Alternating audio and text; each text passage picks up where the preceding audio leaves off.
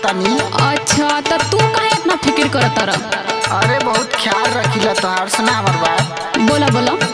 बैसाख के महीना देह छोड़ता पसीना, बैसाख के महीना देह छोड़ता पसीना, बैसाख के महीना देह छोड़ता पसीना, बैसाख के महीना देह छोड़ता पसीना। सड़िया पे टपके लागलिया से, सड़िया पे टपके उठल लिया से, सड़िया पे टपके उठल लिया से, आवा आवा भौजी पोछ दी रुमलिया से, आवा आवा भौजी पोछ दी रुमलिया से, आवा आवा भौजी पोछ दी रुमलिया से। सुना सुना हमार बात सुना। देखी करत खाली टच दूसर कोइली है सब। देखी करत खाली टच दोसर कोइली सब, देखी करत खाली टच दोसर कोइली सब, देखी करत खाली टच दूसर कोइली है सब। बड़ बड़ गारी सुनबई बाका, बड़ बड़ गाड़ी सुनवई बाका, बड़ बड़ गाड़ी सुनवई बाका, हमके सैया से देवर मरवई बाका।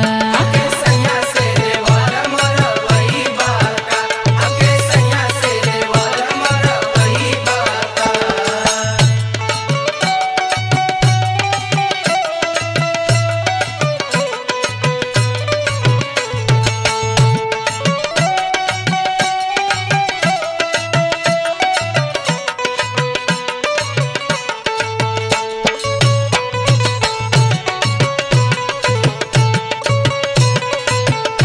अरे सुना सुना बहुत उपाय बा। का उपाय बहू? अरे हमके अभी टाइम कहाँ बा। अच्छा तो देख लेना ना, तो तू तो बचिए जी, हमार जिंदगी खराब हो जाए। सुना हमर बात सुना। बोला बोला।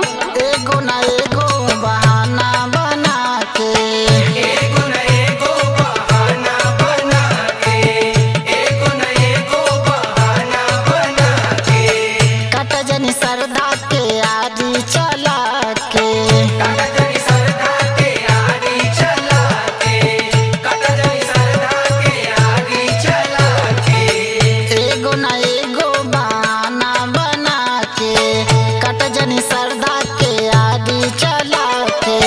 दत बट धोए उठल लिया के, देत बटे धोय उठल लिया के, देत बटे धोय उठल लिया के, आवा आवा भौजी पोछ दी रुमलिया से, आवा आवा भौजी पोछ दी रुमलिया से। आवा आवा भौजी पोछ दी रुमलिया से।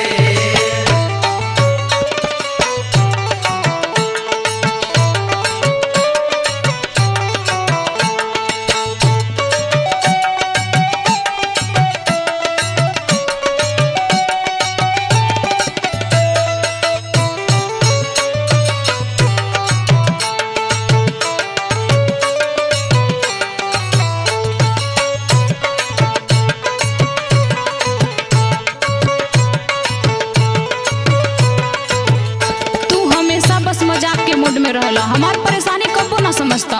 अरे वहू में कब सीरियस बुझ जैतू। अरे का बुझी सुना, देवरुआ लोग तो ने बात मोर बुझे। देवरुआ